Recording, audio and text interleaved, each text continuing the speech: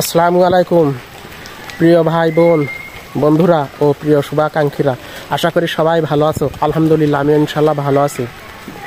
আজ আমি একটি খুব গুরুত্বপূর্ণ কথা বলবো। কথাটি হলো, আমাদের এক দূর সম্পর্কের ভাই ৮-৯ মাস মতো সৌদি আরব থেকে বাড়িতে এসেছে।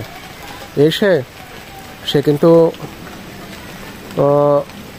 ১,৮০,০০০ টাকা দিয়ে একটি মোটর সাইকেল কিনেছিল, মোটর বাইক, আর একটি আইফোনও কিনেছিল বাংলাদেশে এসে, বিদেশ থেকে না, বাংলাদেশের আইফোন। তো এই হচ্ছে যশোর শহরে গিয়েছিল এই ৩-৪ দিন মতো আগে।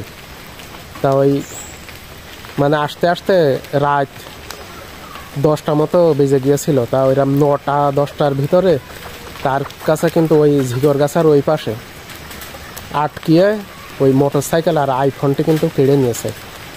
এই কারণে আমি বলবো যে যেখানেই যাতায়াত করেন, রাতে অথবা দিনে, মানে খুব জেনে বুঝে সুস্থ এবং সুন্দরভাবে যাতায়াত করবেন।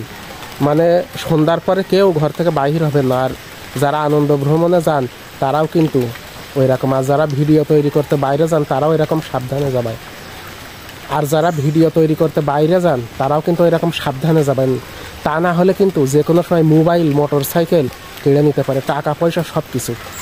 এই কারণে আমরা যখন যাতায়াত করব বাহিরে, তখন কিন্তু সব কিছু জেনে বুঝে এবং পরিবেশ পরিস্থিতি বুঝে যাতায়াত করব। তা না হলে কিন্তু আমরা ক্ষতিগ্রস্ত হয়ে যাব। আমাদের কাছ থেকে কিন্তু টাকা পয়সা, সোনা গয়না, মোটর সাইকেল, মোবাইল সব কিছু কিন্তু কেড়ে নিতে পারে।